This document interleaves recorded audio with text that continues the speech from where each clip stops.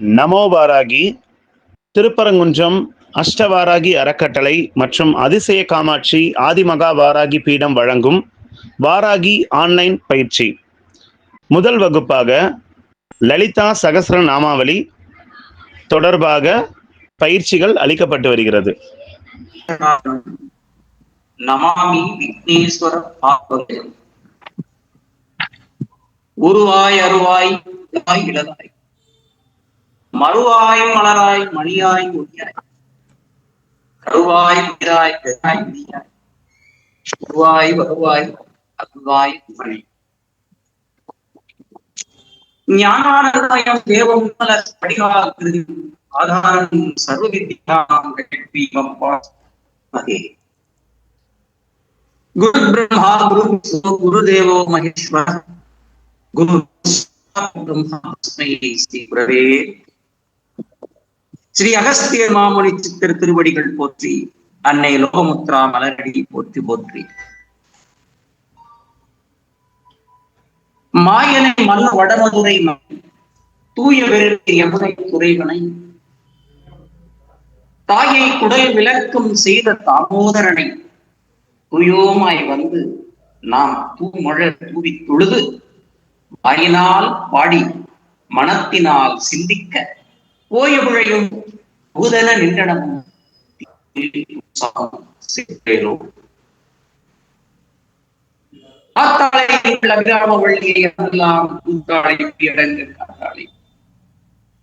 மாதுளம்பு நிறத்தாளை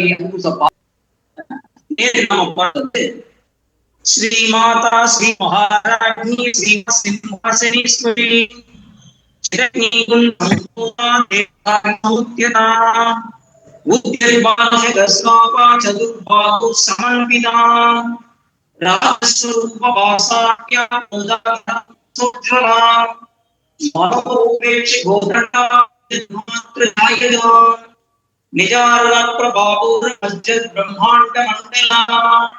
இது வரைக்கும் எது பார்க்கணும்.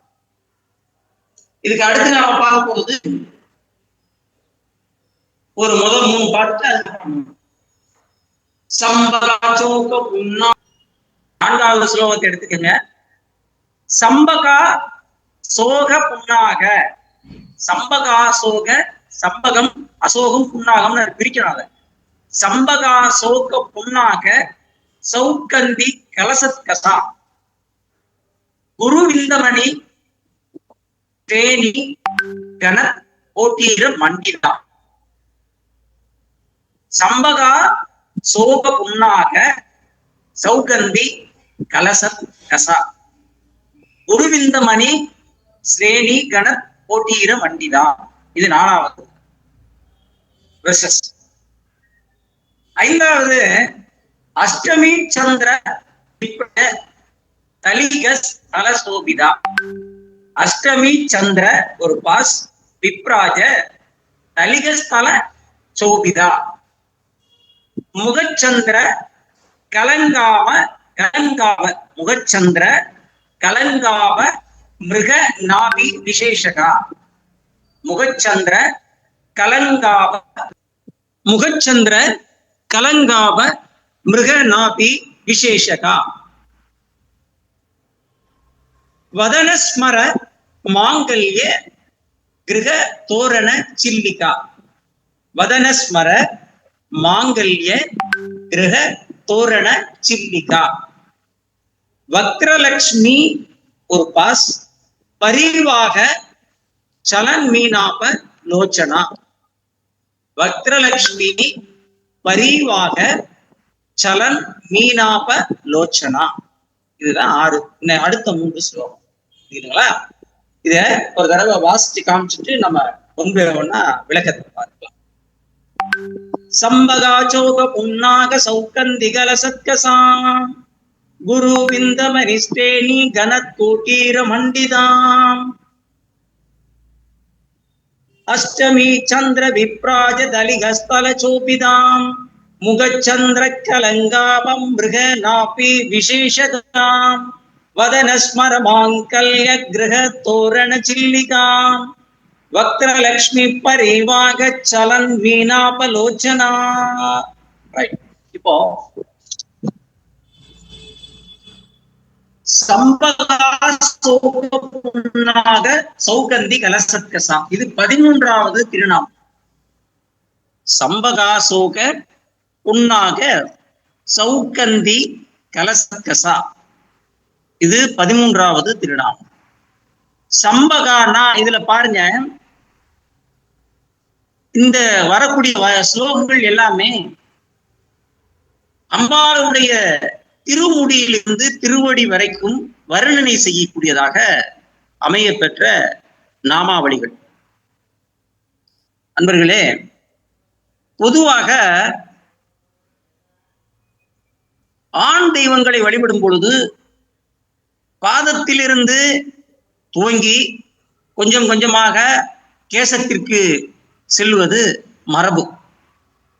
அதே நேரத்தில் அம்பாளை வழிபாடு செய்கிற பொழுது, அம்பாளுடைய ஸ்தோத்திரிக்கிற பொழுது, அம்பாளுடைய திருக்கோயில்களில் நம்ம போய் பார்க்கிற பொழுது முதல்ல கேசத்துல இருந்துதான் பார்த்து திருப்பி திருப்பி நம்ம கொஞ்சம் கொஞ்சமா பார்த்து பாதத்தில் வந்து சரணடையணும். அப்போ பெண் தெய்வங்களை அம்பாளை வழிபாடு செய்யும் போது, அம்பாளை உபாசனை செய்கிற பொழுது, அம்பாளனுடைய ஸ்தோத்திரங்களை பாடுகிற பொழுது கேசத்தில் இருந்து கேசம் துவங்கி கொஞ்சம் கொஞ்சமாக கீழ் இறங்கி பாதத்திலே வந்து முடித்து சரணாகதி அடைவது போன்ற அந்த அந்த வர்ணனைகள், அம்பாளுடைய ரூபலாவண்யத்தினுடைய வர்ணனைகளில் இந்த நாமாவளிகளிலே வரும். வரிசையா வரும், ஒன் பை ஒன்னா வரும். அதுல 13வது நாமாவளி முதல்ல கூந்தல் ஆரம்பிக்குது. 13வது நாமாவளி எங்க ஆரம்பிக்குது? அம்பாளுடைய கூந்தல்ல ஆரம்பிக்குது. அந்த கூந்தல் எப்படி இருக்கு? அம்பாளுடைய கூந்தல் எப்படி இருக்குது? கூந்தல்லாம் மலர் சூடி இருக்கும். அது என்ன மாதிரி பாருங்க, சம்பகம்னா சண்பக மலர், சண்பகப்பூ.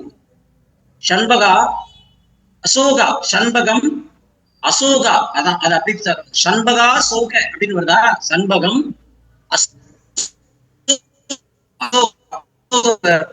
பூ, அதாவது விருட்சம் சொல்லுவாங்க. அசோகம். உண்ணாகம் அப்படின்னா உண்மைப்பூ. சௌகந்தம் அப்படிங்கிறது ஒரு சுகந்த புஷ்பம், ரெட் லோட்டஸ் மாதிரி ஒரு சௌகந்தம். இவைகளை எல்லாம் சேர்த்து இந்த புஷ்பங்களோடு சோபிக்கிற கூந்தலை உடையவளாக நம்முடைய தேவி இருக்கிறாள். அம்பாளனுடைய கூந்தலுக்கு இயற்கையாகவே நறுமணம் இருக்கிறதுனால அந்த புஷ்பங்கள் வேண்டுமானால் அலங்காரமாக இருக்கலாமே தவிர அந்த பூக்களாக, அந்த பூக்களுடைய வாசனை வந்து அம்பாளுக்கு வாசனை ஏற்படுத்த வேண்டிய அவசியம் இல்லைங்கிறது உள்ளார்ந்த பொருள். அதனாலதான்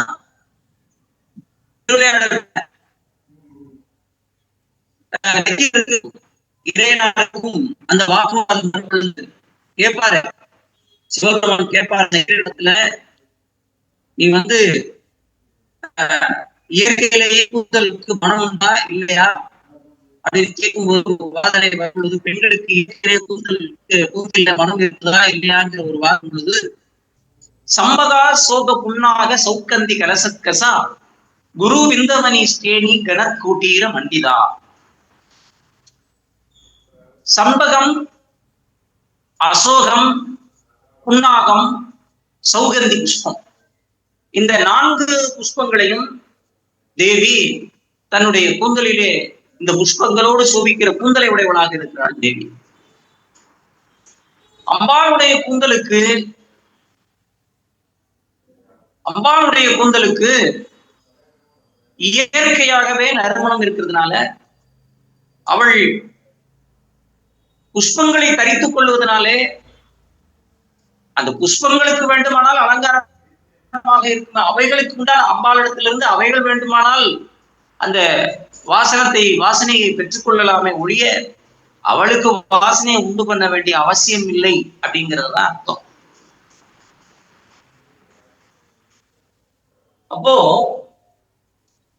இது கூந்தல ஃபர்ஸ்ட் தொடங்குறாரு, கூந்தல்ல தொடங்குது.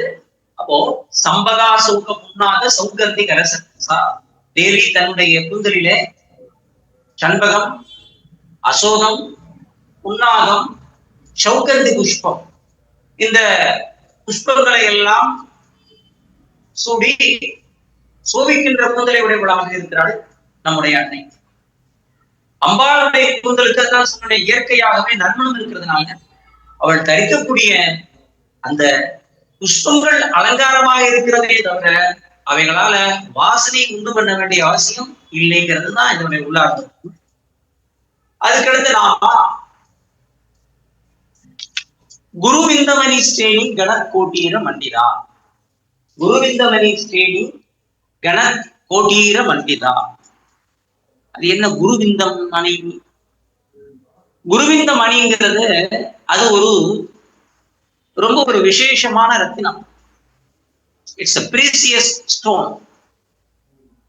அத எப்படின்னு சொல்லலாம் அப்படின்னு சொல்லி கேட்டீங்கன்னாக்கா, ஒரு விதம் அதுக்கு பேரு பத்மராகம்னு சொல்லுவாங்க. அந்த அந்த ஸ்டோனை என்ன சொல்லுவாங்க, அந்த ரத்தினத்தை என்ன சொல்லுவாங்கன்னா குருவிந்தம். குருவிந்தம் அந்த மணினா ரத்தினம், குருவிந்தம்ங்கிறது அந்த ரத்தினத்துக்கு பெயர். அது குரு பகவானுக்கு உரிய உகந்ததாக சொல்லப்படுகிறது.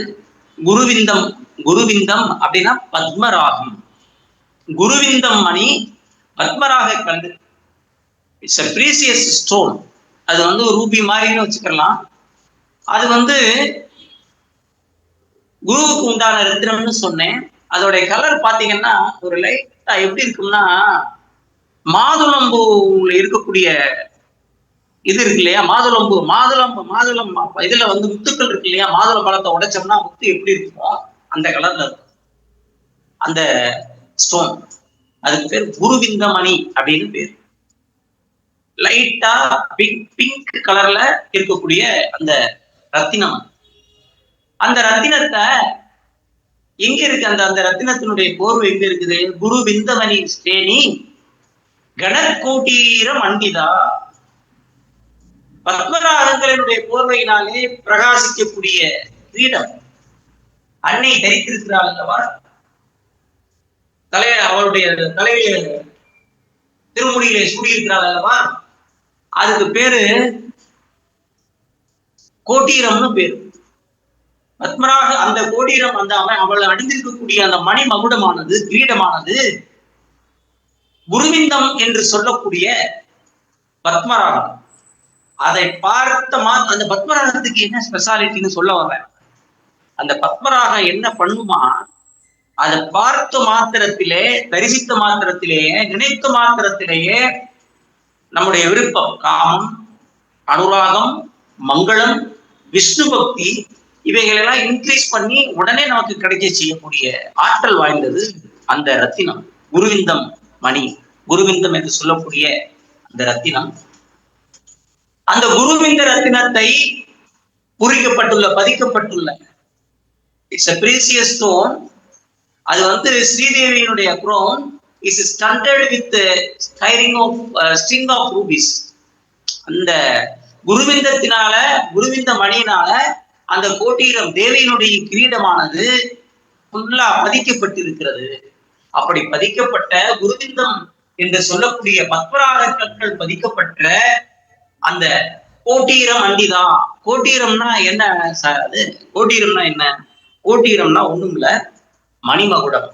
அதாவது யூஸ்வலா கிரீடம்னு வச்சுக்கோங்களேன். கோட்டீரம்னா கிரீடம்னு வச்சுக்கோங்க. அதாவது அரசர்கள் ஆண்களாக இருக்கிற போது அரசர்கள், பேரரசர்கள் அணியக்கூடிய அந்த கிரீடத்திற்கு பேர் மணிமகுடம்னு பேர். மணிமகுடம் அப்படின்னு பேர். பேரரசிகள் அணியக்கூடிய அந்த கிரீடத்துக்கு என்னன்னு பேரு அப்படின்னு சொல்லி கேட்டீங்கன்னாக்கா கோட்டீரம்னு பேர். அதுவும் பர்டிகுலரா அது அம்பாள், நம்முடைய தேவி லலிதை தன்னுடைய கூந்தல் தலையில சூடிக்கொள்வதற்காக, தன்னுடைய தலையில சூடிக்கொள்வதற்காகவே உருவாக்கப்பட்ட இது ஒரு ஸ்பெஷல் ஸ்ட்ரக்சர். அந்த கோட்டீரம்ங்கிறது அது ஒரு டிசைன். அந்த கோட்டீரம்ங்கிறது அந்த மணிமகுடம், அந்த கிரீடம் பெண்கள் அணிவதற்காகவே சிறப்பாக வடிவமைக்கப்பட்டதுன்னு வச்சுக்கலாம். It's a particular design for women. என்னன்னா அது என்ன டிசைன் அப்படின்னாக்கா, ஏன்னா which does not hide the beauty of the hair. பெண்கள் அழகா என்ன பண்ணிருப்பாங்க, தாய் நம்முடைய லலிதை அன்னை கூந்தல் அலங்காரம் செய்திருக்கிறாள். கூந்தலிலே அந்த புஷ்பாதிகளை சூடியிருக்கிறாள். சூபித்துக் கொண்டிருக்கிற அந்த கூந்தலில அவள் அணிந்திருக்கக்கூடிய கூந்தல் அலங்காரங்கள் மறையக்கூடாது இல்லையா, மறைக்க கூடாது இல்லையா, அதை மறைச்சிட்டா அவங்க அவ்வளவு இதை எடுக்கிறது இதா இருக்குங்கிறதுக்காக அது அந்த கூந்தல் அலங்காரங்கள் மறைக்காம இருக்கிற மாதிரி அவங்க வடிவமைச்சிருப்பாங்க. வடிவமைக்கப்பட்டிருக்கும் அந்த கோட்டீரம். ஏன்னா புலவர் ஆட்டம் அந்த இது அதைத்தான் என்ன சொல்றாங்கன்னா, இந்த குரோன் காட் பை அதுக்கு நான் என்ன சொன்னேன், ஆண்கள் அணியக்கூடிய அந்த கிரீடத்திற்கு பேரு மணிமகுடம், பெண்கள் அணியக்கூடிய கிரீடத்திற்கு கோட்டீரம்னு பேரு. அது தாயார் நம்முடைய லலிதை அணிந்திருக்கிறாள். அந்த கோட்டீரம் எப்படி இருக்குது, குருவிந்த மணிகளாலே பதிக்கப்பட்டிருக்கிறது. பாருங்க எப்படி சொல்றது, மேட்சுக்கு மேட்ச். ரெட் ரூபி இது எப்படி இருக்குது, மாதுளம்பூ நிறத்தால மாதுளம்பூ கலர்ல இருக்குது. மாதுளம்பூ கலர்ல அந்த ரத்தினங்கள் கலர் சொன்னேன், மாதுளம்பூ முத்து மாதிரி இருக்கக்கூடிய கலர்ல சொன்னேன். தேவியனுடைய கலரை ஆத்தாளை எங்கள் அபிராம வள்ளி அண்டமெல்லாம் புத்தாளை புவியடைந்த காத்தாளை மாதுளம்பூ மாதுளம்பூ நிறத்தாளை. மாதுளம்பூ இருக்கு இல்லையா, அந்த மாதுளம்பூ மாதிரி அந்த மாதுளை நிறத்தை உடையவளாக இருக்கிறாள். அப்போ மேட்சுக்கு match, red rubies matches the red lecture of the Devi. தேவியினுடைய கலருக்கு மேட்சா அந்த கிரீடத்தை அணிஞ்சிருக்கிறான். மாதுளம்பூல ரத்தினங்களை கம்பேர் வித் குருவிந்த மணி, அந்த கம்பேர் அந்த மாதிரி கம்பேர் பண்ண மாதிரி அந்த மாதிரி இருக்காரு. மாதுளம்பூ முத்துக்கள் எப்படி அபிராமிப்பட்ட பாட்னார் சொன்னே, அபிராமி இருந்தாரு. மாதுளம்பூ நிறத்தாளை, அந்த மாதுளம்பூ நிறத்துக்கு அவள் மாதுளம்பூ நிறத்தை உடையவளுக்கு அவள் அணிந்திருக்கக்கூடிய கோட்டீரம் என்று சொல்லக்கூடிய அந்த கிரீடமானது அதுல என்ன பதிக்கப்பட்டிருக்குது, குருவிந்தம் என்று சொல்லக்கூடிய மணி பதிக்கப்பட்டிருக்கிறது, ரத்தினம் பதிக்கப்பட்டிருக்கிற அந்த திருக்கூந்தலை உடையவள் நம்முடைய அன்னை லலிதை. அதுதான் அதுக்கு 14வது ஸ்லோகத்துக்கு மீனிங். குருவிந்தமணி ஸ்டேனி கணக்கோட்டீர மண்டிதா. புரியுதுங்களா, குருவிந்தமணி ஸ்டேனி கணக்கோட்டீர மண்டிதா. அதுக்கு அடுத்தது 15வது நாள் அஷ்டமி சந்திர விப்ராஜ தலிதஸ்தல சோபிதா. அஷ்டமி சந்திர விப்ராஜ தலிகஸ்தல சோபிதா.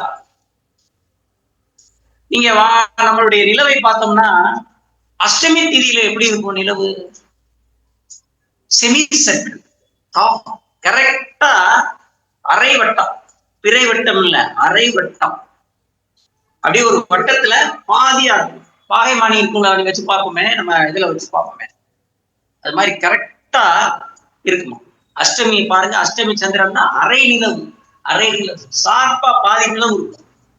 அஷ்டமி திதியில் இருக்கக்கூடிய சந்திரனை போல, அதாவது எப்படி சொல்றதுன்னா செமி சர்க்கிளா இருக்கக்கூடிய அர்த்த சந்திரன், அர்த்த பாதி நிலவு, அந்த மாதிரி பிரகாசிக்கின்றவர்களுடைய நெற்றியோடு சோபிக்கிறாள் நம்முடைய. ஆக தேவியினுடைய நெற்றியை சொல்லுகிறது. தேவியினுடைய இப்போ கூந்தலை சொன்னாங்க. முதல்ல கூந்தல் எப்படி இருக்குன்னு சொன்னோம்.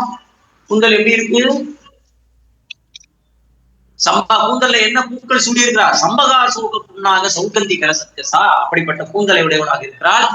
அந்த கூந்தலுக்கு மேல என்ன இருக்குது, கிரீடம் இருக்குது. குருவிந்த மணி ஸ்டேனி கணக்கோட்டீரம் மண்டிதா, கிரீடத்தை சூடியிருக்கிறாள். குருவிந்தம் கோட்டீரம் என்று சொல்லக்கூடிய கிரீடத்தை சூடியிருக்கிறாள். கிரீடத்துக்கு கீழே அப்படியே கீழே இறங்குவாங்க. கிரீடத்துக்கு கீழே என்ன இருக்கும், நெற்றி இருக்கும், அம்பாளுடைய திருநெற்றி. அந்த திருநெற்றி எப்படி இருக்கலாம், அஷ்டமி திதியில் இருக்கக்கூடிய அரை சந்திரனை போல, அர்த்த சந்திரனை போல செமிசர்க்கிளாக பிரகாசிக்கக்கூடிய நெற்றியோடு சோபிக்கிறாள் நம்முடைய அன்னை. கோட்டீரம் என்கின்ற தேவியினுடைய ஒரு கிரீடம் பாருங்க, கோட்டீரம்ங்கிறது தேவியினுடைய கிரீடமும் ஒரு செமிசர்க்கிள். அப்படியே கீழே தலையில இருக்கக்கூடிய செமிசர்க்கிள் அப்படியே தலையில அப்படியே அப்வர்ட்ஸா தலையில இருக்கக்கூடியது தேவியினுடைய நெற்றி. ஆக இன்வெர்டட் செமிசர்க்கிள். அப்ப பாக்குறதுக்கு மேல கிரீடம் ஒரு அரைச்சந்திரன், அவளுடைய நெற்றி ஒரு அரைச்சந்திரன், ஆக முழுச்சந்திரனாக அவளுக்கு அந்த நெற்றிக்கு மேல இருக்கக்கூடிய போர்ஷன் தெரிகிறது. புரியுதுங்களா? அஷ்டமி சந்திர விப்ராஜ தலிகஸ்தல ஜோபிதா. அஷ்டமி தீதியில் இருக்கும் சந்திரனை போல அர்த்த சந்திரன் செமிசர்க்கிள், அதாவது பிரகாசிக்கிற ஒரு நெற்றியோடு சோபிக்கிறாள் அன்னை. கோட்டீரம் என்னும் தேவியினுடைய கிரீடம் ஒரு செமிசர்க்கிள். அதுக்கு அடுத்தது 16வது திருநாமம் முகச்சந்திர கலங்காவ மிருக நாபி விசேஷகா. 16வது திருநாமம் என்னது? முகச்சந்திர கலங்காவ மிருகநாபி விசேஷகா. முகச்சந்திரம். சந்திர மண்டலத்துல கலங்கம் இருக்குமா இல்லையா? சந்திர மண்டலத்துல கலங்கம் இருக்குமா இல்லையா? நிலவுல கலங்க இருக்குது. அப்போ சந்திர மண்டலத்துக்கு கலங்கம் இருக்கிற மாதிரி அதற்கு சமமான ஒரு கஸ்தூரி திலகத்தை உடையவளாக இருக்கிறாள். மிருகம், மிருகநாபி. நாபினா வயிறு, அந்த வயிற்று பகுதி, அடிவயிறு. மிருகம்னா இங்க என்னது அப்படின்னாக்கா மானை குறிக்கக்கூடிய வார்த்தை. மான், மிருகம்னா மான். அப்போ மானினுடைய, கஸ்தூரி மானினுடைய நாபி கமலத்திலிருந்து, தொப்புள் பகுதியிலிருந்து தான் என்ன எடுக்கிறாங்க? கஸ்தூரி திலகம். புரியுதா? கஸ்தூரி திலகத்தை எடுக்கிறாங்க.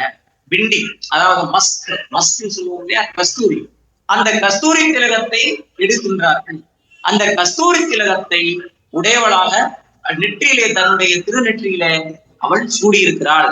அவள் திருநெற்றியிலே சூடியிருக்கக்கூடிய அந்த கஸ்தூரி திலகமானது எப்படி இருக்குன்னா, ஏற்கனவே சொன்னேன், அவளுடைய நெற்றி பகுதியிலிருந்து, நெற்றி பகுதியும் அந்த கிரீடமும் சேர்ந்தது ஒரு முழு நிலவாக, இரண்டும் சேர்ந்து ஒரு முழு நிலவாக காட்சியளிக்கிறது. அந்த முழு நிலவுல இந்த அவள் அணிந்திருக்கக்கூடிய கஸ்தூரி திலகமானது அந்த நிலவுல எப்படி கலங்கம் தெரிகிறதோ, ஒரு கரை இருக்குதோ, அது மாதிரி இருந்தான்.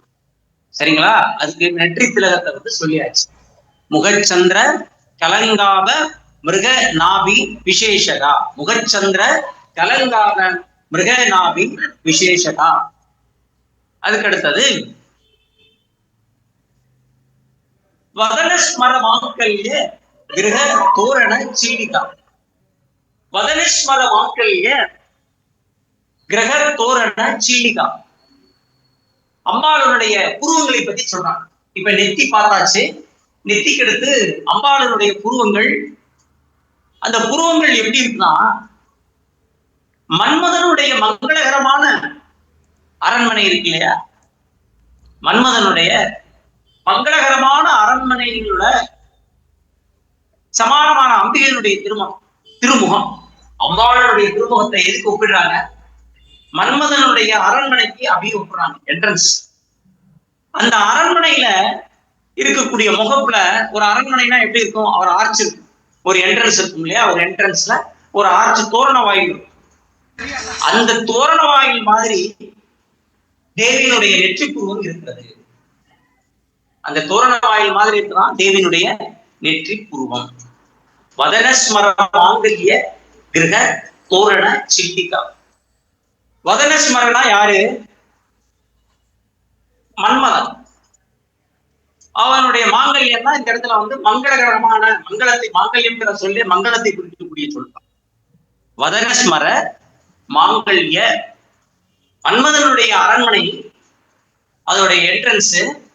அந்த என்ட்ரன்ஸுக்கு அவனுடைய கிரகம்னா அந்த மன்மதனுடைய வீடுன்னு வச்சுக்கோங்களேன். மன்மதனுடைய அரண்மனை வீடு அப்படின்னு வச்சுக்கலாம். மன்மதனுடைய அரண்மனையினுடைய முகப்புல இருக்கக்கூடிய ஆர்ச், தோரண வாயில் மாதிரி அம்பாளுடைய 2 புருவங்களும் இருக்கிறது. புரியுதா? அம்பாளுடைய ஐப்ரோஸ் எப்படி இருக்குதா? It's look like a festoon. தோரண வாயில் மாதிரி, கியூபிட் ஹவுஸ் தோரண வாயில் மாதிரி இருக்கிறாள். 2 தோரணங்கள்ல அந்த ஆர்ச் இருக்கு இல்லையா, அது மாதிரி அம்பாளுடைய திரு புருவங்கள் அமைந்திருக்கிறது. வதனஸ்மர மாங்கல்ய கிரக தோரண சில்லிகா. இது 17வது திருநாமம்.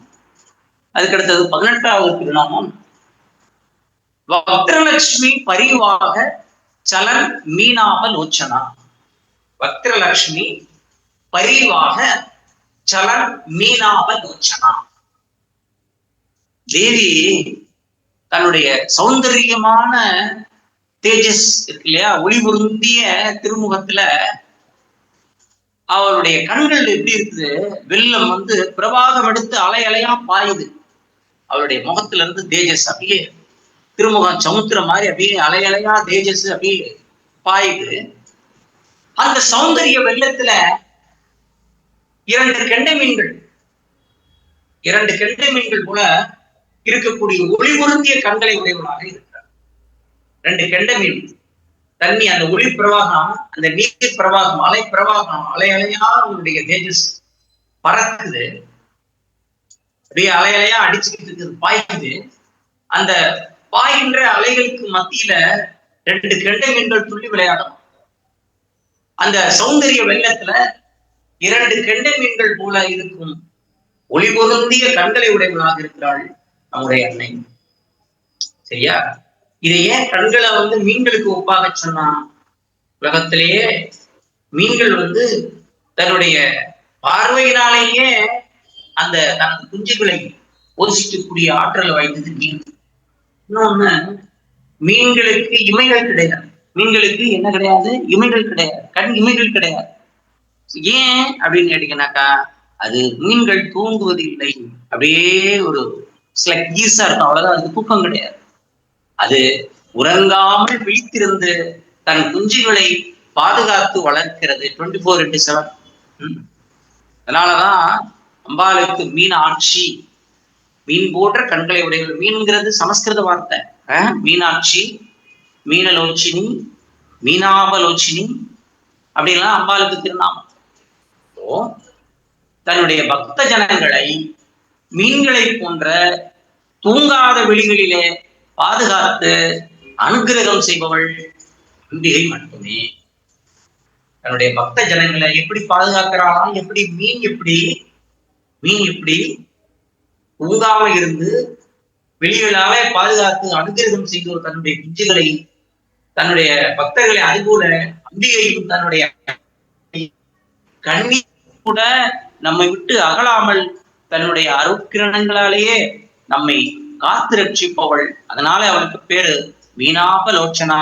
நம்முடைய அன்னை மகா லலிதாதிரி சுந்தரி, அவளுடைய கண்கள் எப்படி இருக்கிறது?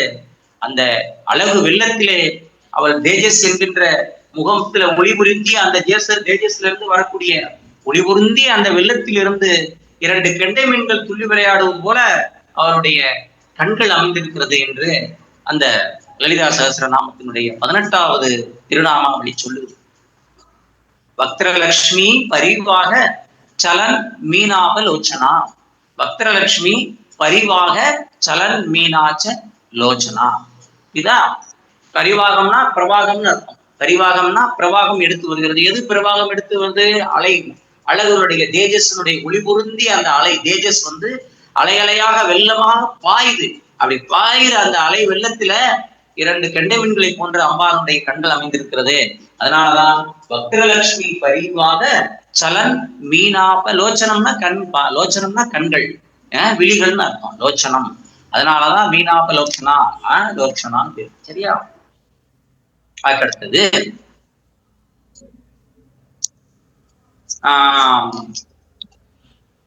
18 முடிச்சுவாங்க.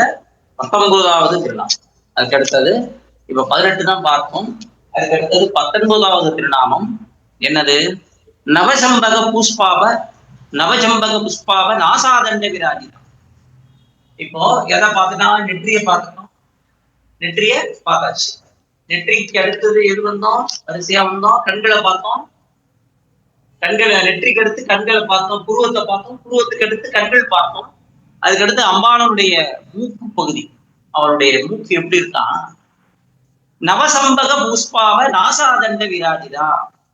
நவம்னா எப்படின்னா புதிதாகன்னு அர்த்தம். அப்பப்ப புதிதாக பூத்த, மலர்ந்தும் மலராம இருக்கும் பாருங்க.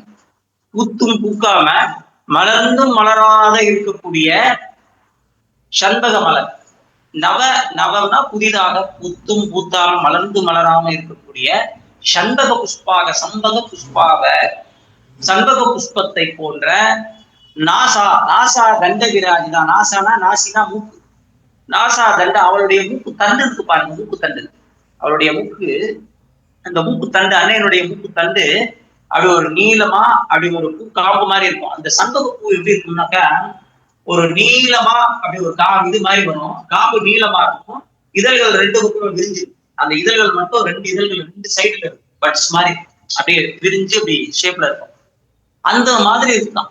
அதிகமான அந்த சம்பகா புஷ்பத்தை போன்ற மலர்ந்திருக்கும், மலர்ந்து மலராத அண்டலர்ந்த நவசம்பக நவசம்பக புஷ்பத்தை போன்று அவருடைய நாசாதண்டம், மூக்கு தண்டு, அவருடைய மூக்க தண்டு அந்த மாதிரி இருக்காங்க. நான் மூக்கா போன்ற மூக்கினால் அதிகமான சோபை உடையவளாக இருக்கிறாள். நாசா தண்டனா நாசித்தண்டு, அதுதான் மூக்குத்தண்டு. It's partially bloomed.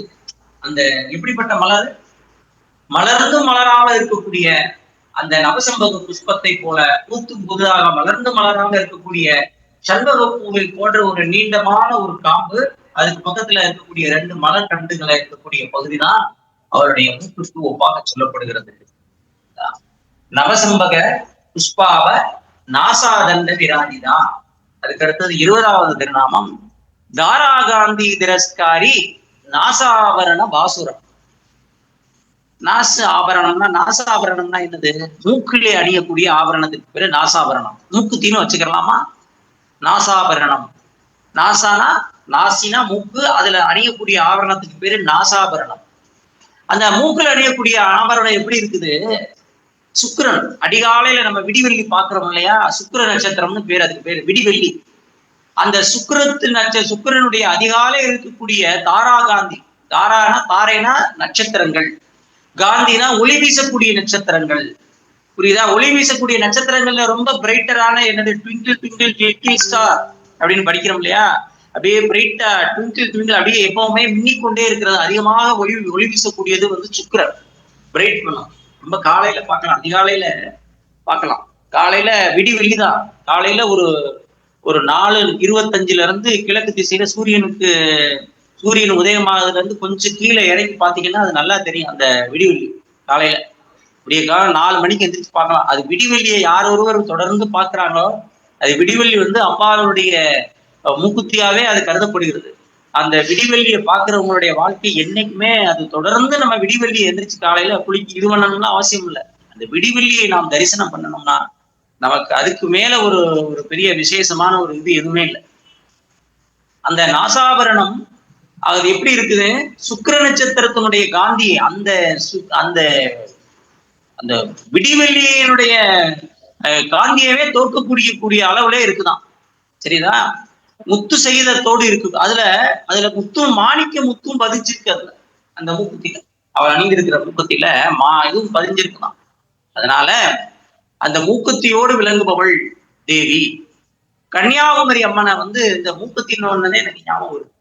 மூக்கத்தினாலே கன்னியாகுமரி அம்மனைத்தான் நமக்கு ஞாபகம் வரும். இந்த கன்னியாகுமரியில பகவதி அணிந்திருக்கிறாளே கன்னியாகுமரி அம்மன், அவருடைய மூக்கத்தி வந்து அது ஒரு விதமான நாகரத்தினத்தால ஆனதான். அந்த மூக்கத்தினுடைய பேரொழியை பார்த்து கலங்கர விளக்கம்னு நினைச்சு கப்பல்கள்லாம் வந்து கடலுக்குள்ள வந்து மாலுமிகள் வந்து கன்ஃபியூஸ் ஆகி மோதிட்டான். அதனாலதான் இன்னைக்கும் அந்த கன்னியாகுமரியில இருக்கக்கூடிய அந்த கிழக்கு வாசல் வந்து மூடப்பட்டிருக்கு அப்படின்னு வந்து தெற்கு வாசல் வழியா தான் தரிசனம் அப்படிங்கிறது செவி வழி சும்மா சொல்றாங்க. இது வந்து 300 ஆண்டுகளுக்கு 3000 ஆண்டுகளுக்கு முன்னாலே வந்து இது இப்ப நம்ம போனா பார்க்கலாமா சார்? கண்டிப்பா பார்க்கலாம். தினமும் காலையில ஒரு அதிகாலை 4:30 மணிக்கு நம்ம அந்த கன்னியாகுமரியில போய் இதை பார்த்தோம்னா முதல் தரிசனத்துல இதை தரிசிக்கலாம். இந்த 4:30க்கு போனோம்னா நட திறக்கும் பொழுது அந்த மூக்குத்தி தரிசனத்தை பார்க்கலாம். இல்லைங்களா? தாராகாந்தி திரஸ்காரி நாசாபரணம் பார்க்கிறான். அம்பிகை தன்னுடைய மூக்கிலே அணிந்திருக்கக்கூடிய நாசாபரணம் என்று சொல்லக்கூடிய மூக்குத்தி, அது எதனுடைய ஒளியை காட்டிலும் பிரைட்டா இருக்கான். அதிகாலையில் இருக்கக்கூடிய விடிவெள்ளி என்று சொல்லக்கூடிய சுக்கிர நட்சத்திரத்தை காட்டிலும் ரொம்ப பிரபையாக அப்படியே ஜொலிக்கக்கூடிய தன்மையில இருக்கிறதுங்கிறது தான் இந்த 20வது நாமம். தாராகாந்தி திரஸ்காரி நாசாபரண பாசுரா. சரியா? அதுக்கு அடுத்தது 21வது திருநாமம் கதம்ப மஞ்சரி கிருத்த கர்ணபூர மனோகரா.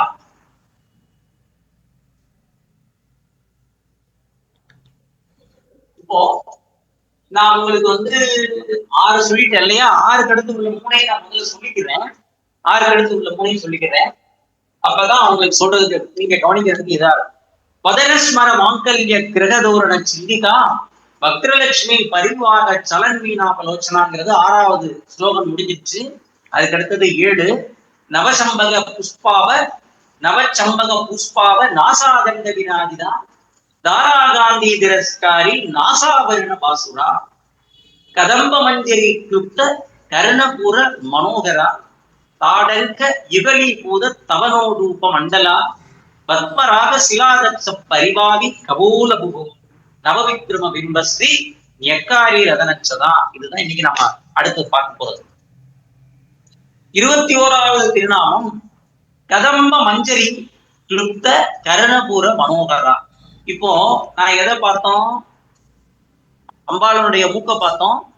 அந்த மூக்குல அவர் அணிந்திருக்கக்கூடிய நாசாபரணம் என்று சொல்லக்கூடிய மூக்குத்தியை பற்றி வர்ணனை வந்தது. அந்த மூக்குத்திக்கு அடுத்தா போல வரக்கூடியது அம்பாளுடைய தேவி லலிதையினுடைய காது மடல்களை பற்றி சொல்லக்கூடிய இந்த நாமம் கதம்ப மஞ்சரி. காது மடல்கள்ல அன்னை என்ன பண்ணியிருக்காளாம், கடம்ப மலர்களினுடைய பூங்கொத்தை தனது காது மடல்களிலே அழகு பொருத்த அப்படியே பொருத்தி அப்படியே சிறுகிருக்காளாம் காது மடல்கள்.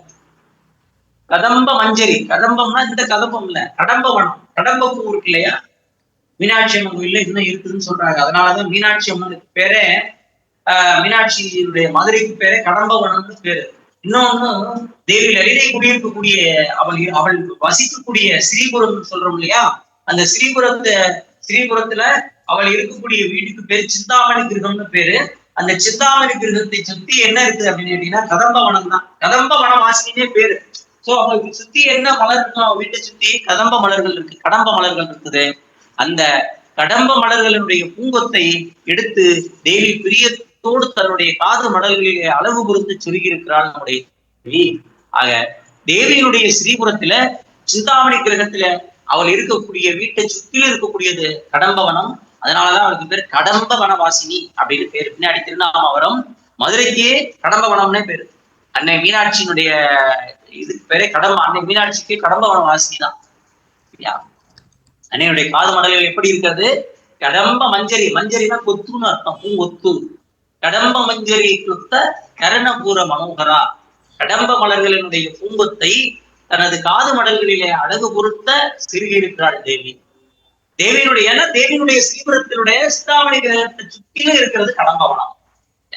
அதுக்கு அடுத்தது 22வது திருநாமம் தாடங்க யுகலீபூத தவனோடூப மண்டலா. தாடங்க யுகலீபூத தவனோடூப மண்டலா. தாடங்கம் அப்படின்னா என்னது? இப்போ காதை பத்தி சொல்லியாச்சு. அப்ப காதல இப்ப மூக்கு பத்தி சொன்னோம், மூக்குக்குள்ள அணிந்திருக்கக்கூடிய நாசாபரணத்தை பத்தி சொன்னோம். அதே மாதிரி காது மடல்களை பத்தி சொல்லும் போது காதல் அணிந்திருக்கக்கூடிய அணிகலன்களை பத்தி சொல்லணும் இல்லையா. அன்னை அணிந்திருக்கக்கூடிய தோடு இருக்கு இல்லையா, அதுக்கு பேரு தாடங்கம்னு பேரு. எப்படி, என்னன்னு பேரு? தாடங்கம் அப்படின்னு பேரு. தேவி லலிதை தன்னுடைய காது மடல்களில் அணிந்திருக்கக்கூடிய அந்த தோடு இருக்கு இல்லையா, அதுக்கு பேரு தாடங்கம் அப்படின்னு பேரு.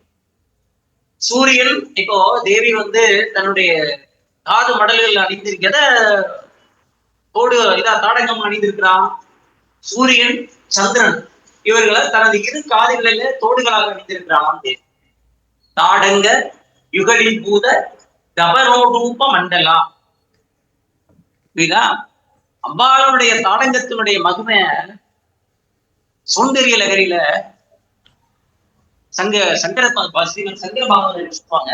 ஆதிசங்கர பகவத் பாதர் என்ன சொல்றாங்கன்னா, சுதாம் அபியாஸ் வாத்திய பிரதீபய ஜராமிருத்யு ஹரீனீம் விபத்யந்தே விஸ்வே விதீஷத மகாத்யா திவிஷதக கராலம் யக்ஷ்வேசம் கபலீத்தவத காலகலனா நசம்போஸ்தம் மூலம் தவஜனனி தாடங்க மகிமா. தவஜனனி தாடங்க மகிமா. இதனுடைய அர்த்தம் என்ன? தாயே, பயங்கரமானது மூப்பு, மரணம் ஆகியவற்றை போக்கக்கூடிய அந்த அமிர்தத்தை பருகியும் கூட பிரம்மா, இந்திரன் முதலிய தேவர்களுக்கெல்லாம் பிரளய காலத்துல அழிஞ்சினான். பிரம்மாவுக்கும் ஒரு முடிவு இருக்கு. பிரளய காலத்துல அவங்களுக்கு எல்லாத்துக்குமே ஒரு டேட்டா இருக்குன்னா அவங்களுக்கும் ஒரு முடிவு இருக்கு. திருப்பி புதுசா பிரம்மா உருவாங்க. பிரம்மா, இந்திரன் எல்லாமே அப்படித்தான். பிரளய காலத்துக்கு பின்ன மறுபடியும் புது பிரம்மா வருவாங்க. ஆமா, ஏன்னா அவங்க இப்படிக்கும் மூப்பு, மரணம் இதெல்லாம் போக்கக்கூடிய அந்த அமிர்தம் பார்கடலை கடந்து அந்த அமிர்தத்தை பருகி கூட பிரம்மா, இந்திராதி தேவர்களுக்கெல்லாம் அந்த பிரளய காலத்தில் அழிஞ்சு போயிடுறாங்க. ஆனா உன்னுடைய தலைவன் சிவபெருமான், நம்முடைய தந்தை சிவபெருமான் அருந்தினாரே ஆழகால விஷம், அந்த மிகக்கூடிய ஆழகால விஷத்தை பருகியும் கூட அந்த சிவபெருமான் பிரளய காலத்திலும் அழியாதிருக்கிறாரே, அவருக்கு மட்டும் காலத்தினுடைய முடிவு இல்லையே. அதுக்கு காரணம் என்ன தெரியுமா? உன்னுடைய செவிகளிலே அணிந்திருக்கக்கூடிய தாடங்கம் என்னும் காது அணையினுடைய மகிமைதான் தாயே என்று ஆதிசங்கர் சொல்றார், அம்பாள் சொல்றார். சரிங்களா? சம்போஸ் தன்மூலம் தவஜனனி தாடங்க மகிமான். நீ அணிந்திருக்கிற தாடங்கம், அதுதான் அந்த தாடங்கத்தை தான் இந்த தாடங்கம்னா தோடு.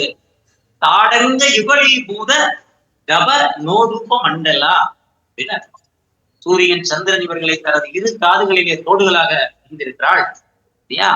அதனால மிக கொடிய ஆளாதல விஷத்தை பருகிலும் கூட சிவபெருமான் இன்னும் அந்த பிரளய காலத்திற்கு பின்னும் இருக்கிறார் என்று சொன்னால், அவருக்கு மட்டும் காலத்தினுடைய முடிவு இல்லைன்னா அதுக்கு காரணம் உன்னுடைய திருச்செவிகளிலே அணிந்திருக்கிறாயே தாடங்கம் என்கின்ற அந்த காதலினுடைய மண்மைதான் தாயே, அதை தவிர வேற ஒண்ணும் இல்லை அப்படின்னு சொல்றாரு.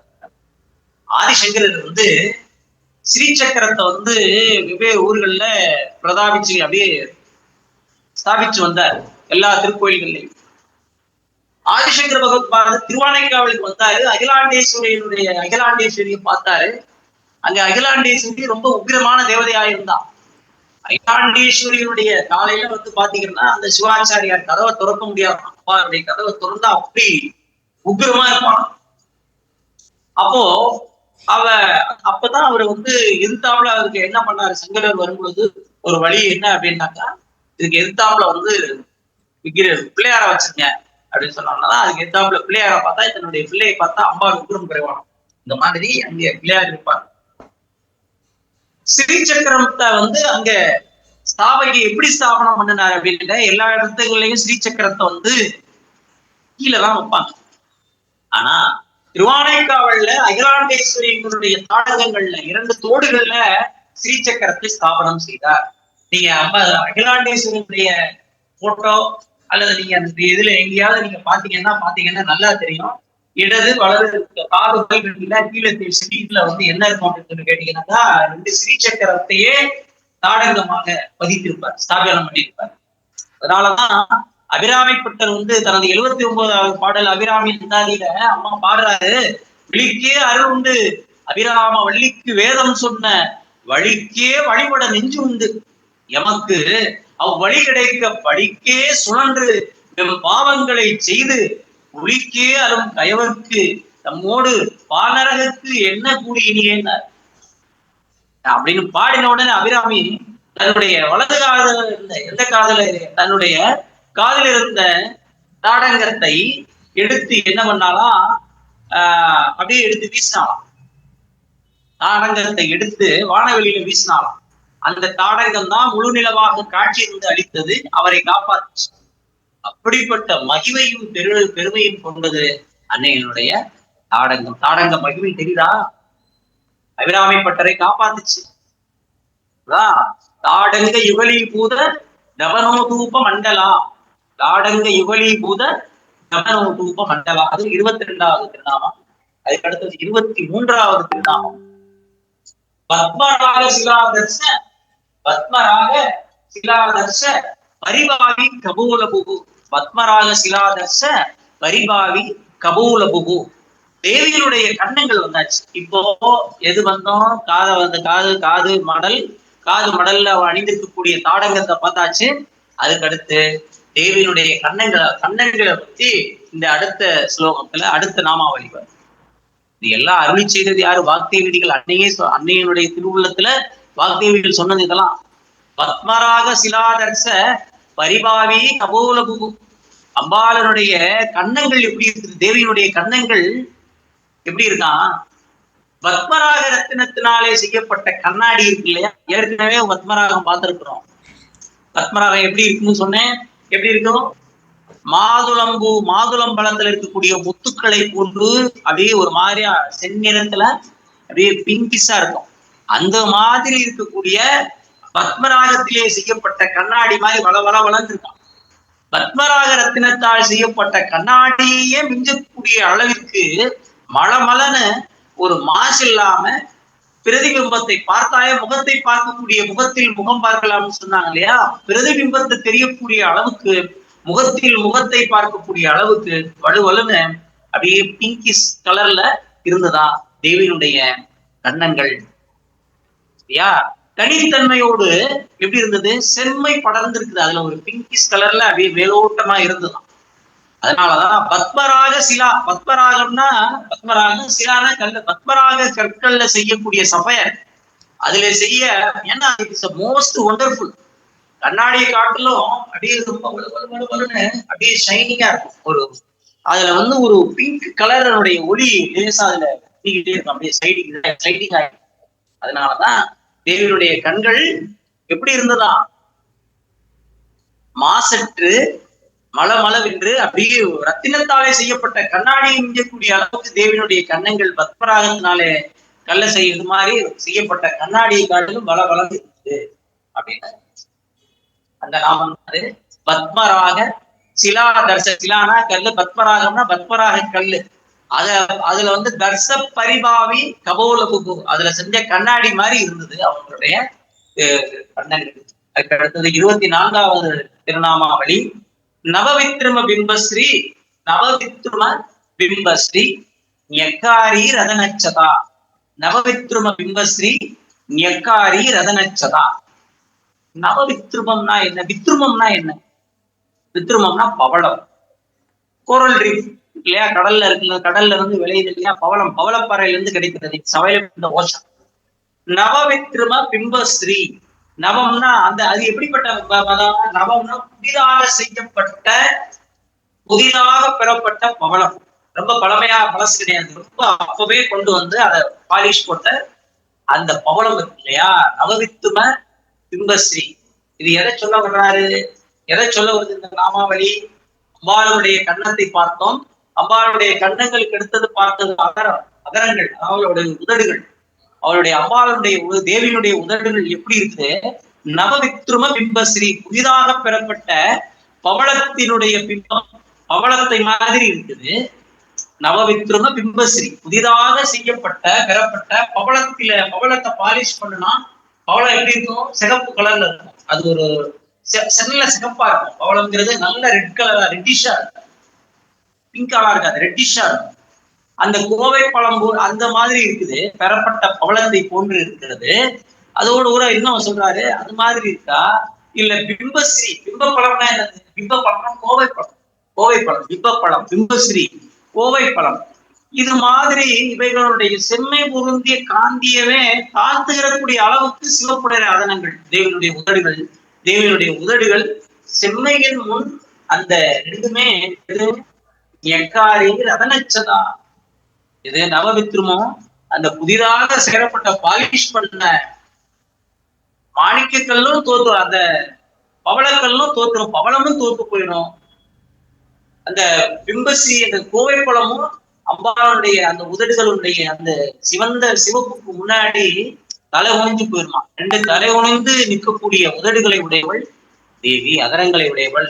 அததான் நவவித்ரும பிம்பஸ்ரீ ஞக்காரி ரதனச்சதா என்று இந்த திருநாமம் முடியுது. புரியுதா? இப்ப நம்ம சேர்த்து சொல்லலாம். இப்ப சேர்த்து ஒரு தடவை ரிலீஸ் பண்ணிடுவோம். சரி, நம்ம இப்ப பார்ப்பத 9 நாமத்தை சொல்லிட்டு அதுக்கு அடுத்து டயர்டா அப்படின்னு சம்பகா சோக புண்ணாக சௌகந்தி கலசக்கசா. இப்ப நிறுத்தி சொல்றேன், அதுக்கப்புறம் மறுபடியும் சொல்றேன். குருவிந்தமணி ஸ்தேனி கணக்கோட்டீர மண்டிதா அஷ்டமி சந்திர விப்ராஜ தலிகஸ்தல சோபிதா முகச்சந்திர கலங்காவ மிருக நாபி விசேஷகா வதனஸ்மர மாங்கல்ய கிரக தோரண சீனிகா பக்தரலட்சுமி அறிவாக சலன்மீனாப லோச்சனா நவசம்பக புஷ்பாவ நாசாதண்ட விராஜிதா தாராகாந்தி திரஸ்காரி நாசாபரண பாசுரா கதம்ப மஞ்சரி கிளுப்த கருணபூர மனோகரா தாடங்க யுகலீபூத தபனோடூப மண்டலா பத்மராக சிலாதர்ச பரிபாவி கபூரபு நவவித்ரும பிம்பஸ்ரீ ஞக்காரி ரதனச்சதா. இதை எப்படி சேர்த்து படிக்கிறது? शंबकाशोक पुन्नाग सुप्तंदिगल सत्कसा गुरुविंदमनिष्ठेनी गणत्कोटीर मंडिता अष्टमी चंद्र विप्राज दलितस्तन चोपिता मुगचंद्रकलंगावं मृगनाभि विशेषता वदन स्मर मांगल्य गृह तोरण चिंडिका वक्त्रलक्ष्मी परिवागच्छलन् मीनापलोचना नव संभग पुष्पावनासा दंड विराजिता दारागांति तिरस्कारी नासाभरण बासुरा कदंब मंजरी लुप्त कर्ण पूरमनोहरा दाडंगै परिभूत तव रूपमंडलम् பத்மராகசிலாதர்ச பரிபாவி கபோடபுக்மோம் நவவித்ரம பிம்பஸ்ரீ ஞக்காரீரதனச்சதா. இது இன்னைக்கு பார்த்தது. இப்போ இருந்து நேற்று பார்த்ததுல வந்து ஒரு தடவை மொத்தமா ரிவைஸ் பண்ணிடுங்க, சரியா? அப்பதான் நீங்க பிராக்டிஸ் பண்ணணும் அதை.